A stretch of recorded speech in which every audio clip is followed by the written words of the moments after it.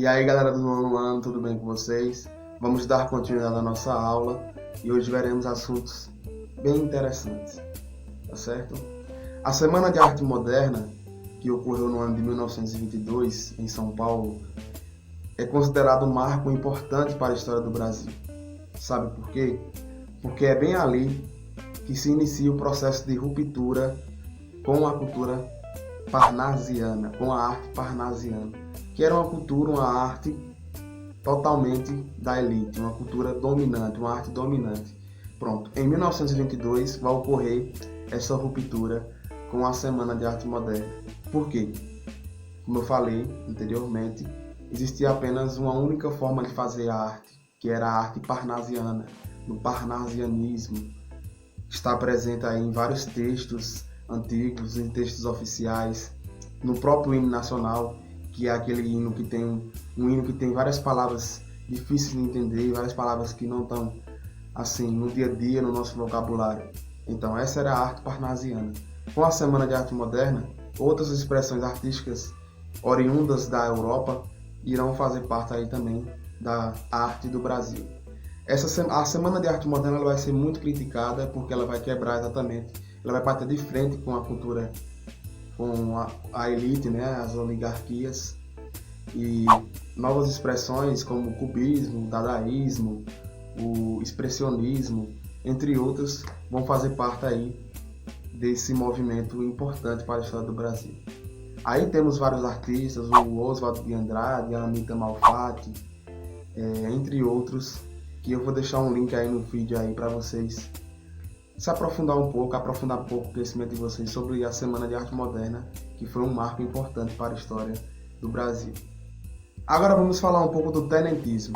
O tenentismo foi um movimento das baixas patentes do Exército que ocorreu no Brasil na década de 1920. Vamos entender um pouco o contexto histórico do Exército na história do Brasil.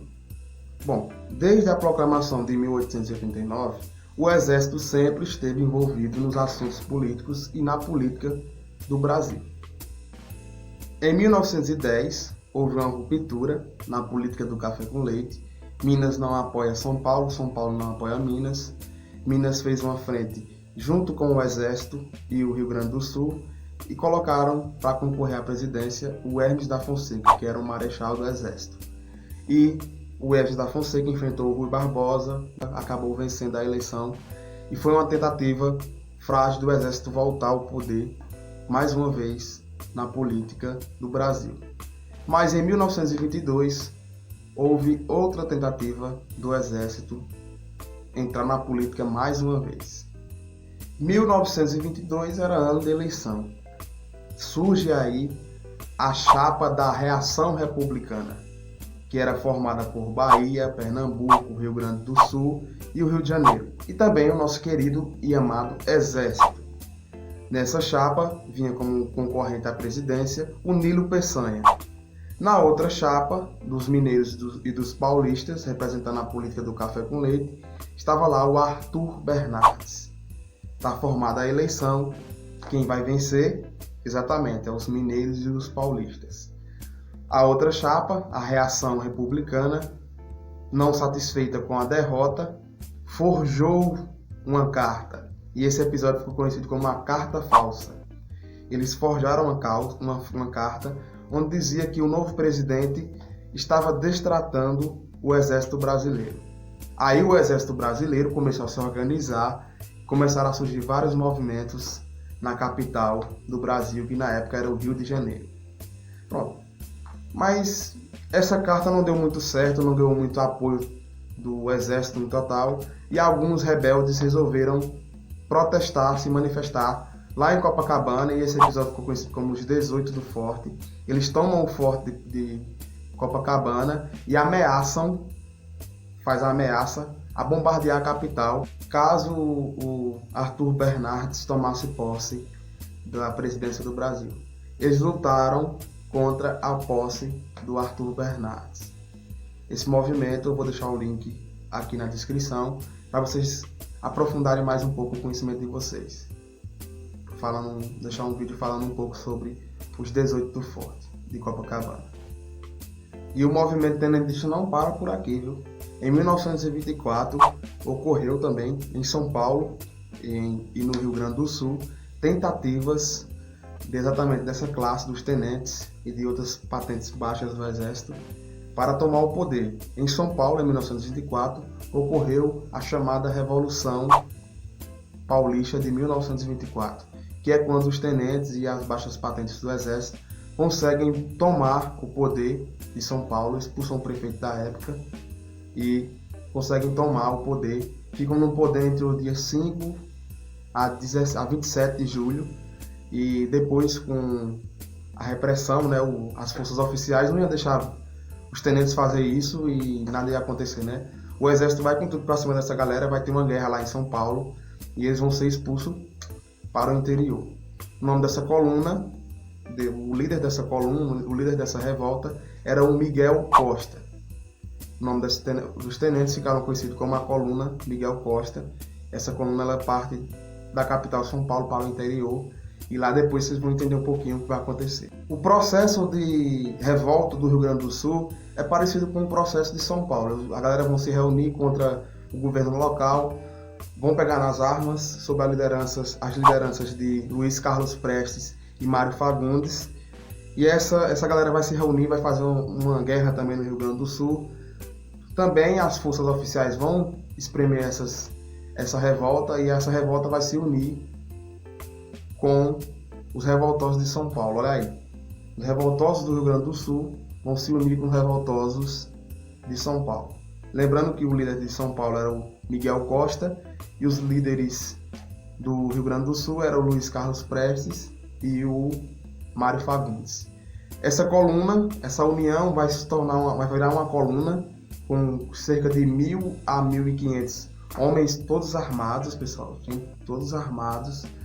E eles queriam fazer uma revolução, queriam mudar a estrutura política do Brasil. O nome dessa coluna ficou conhecido como Coluna Prestes, mas sabemos que o nome da coluna oficial era a Coluna Miguel Costa, Luiz Carlos Prestes. Esse era o nome da coluna. A coluna percorreu quase o Brasil todinho, mais de 24 mil quilômetros a pé, todos armados, inclusive passaram aqui em Floresta. Teve um tiroteio bem aqui, pertinho da gente aqui, na Bahia. Em Pernambuco, se eu não me engano, também teve. Na Paraíba também teve. Aqui no Nordeste, né? Em vários lugares, a coluna Prestes passaram pelo Brasil, tentando essa revolução, de fato, mas não deu certo também. E a coluna Prestes ela acabou se dissolvendo ali, perto da Bolívia. O Luiz Carlos Prestes também foi embora, abandonou o barco. E outros líderes também abandonaram o barco porque viu que não dava certo. Eles percorreram quase o Brasil todinho, tentando juntar gente para o exército deles, mas não conseguiram.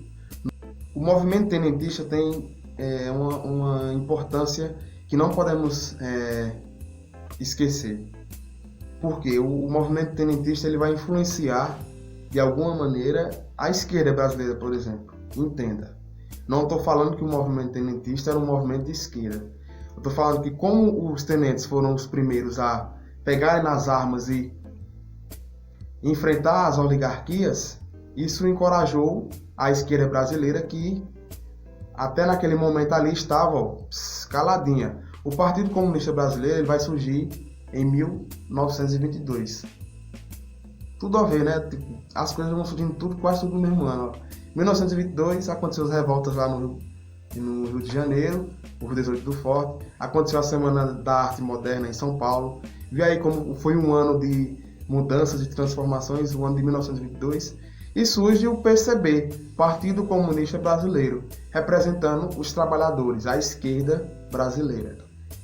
De fato, os tenentes conseguiram influenciar essa galera que depois vão querer fazer algumas coisinhas aí, ou não, né? Ou vão ser injustamente acusados de algumas coisas, de coisas que nunca aconteceram. Até hoje, quando você se posiciona da maneira que vai defender os trabalhadores, defender os mais pobres, você é taxado de comunista. Todo esse discurso, ele vem de muito tempo atrás, onde criaram esse ódio aos comunistas e as pessoas nem entendem o que é comunismo, o que é o capitalismo, não entendem nada e simplesmente as pessoas que defendem as causas dos trabalhadores, as pessoas que defendem as causas dos mais necessitados, dos pobres, dos negros, dos índios, são taxados de comunistas. Então, a esquerda começou a se organizar exatamente na década de 1920. E também o tenentismo, ele ajudou e influenciou também nesse caráter conservador do exército brasileiro.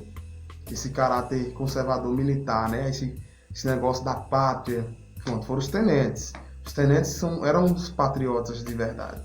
Eles lutavam pela pátria. Eles queriam o melhor para a pátria. Eles lutavam por uma sociedade mais democrática. Tudo isso aí vocês vão ver nos vídeos que eu vou deixar aqui embaixo na descrição. Em breve, vamos dar continuidade com o movimento operário, o movimento feminista brasileiro, o movimento operário brasileiro, que eu falei aqui no instante, e o golpe ou a Revolução de 30. A Revolução do Rio Grande do Sul, eu vou deixar um link aqui na descrição, tá certo? Aí eu não preciso dar mais uma aula para falar disso. Então no próximo episódio, ou na próxima aula, na videoaula, veremos o movimento operário, o movimento feminista e a Revolução de 1930. Dando fim a isso aí iremos ver a Segunda Guerra Mundial. Tá certo, pessoal? Um abraço para vocês e até mais.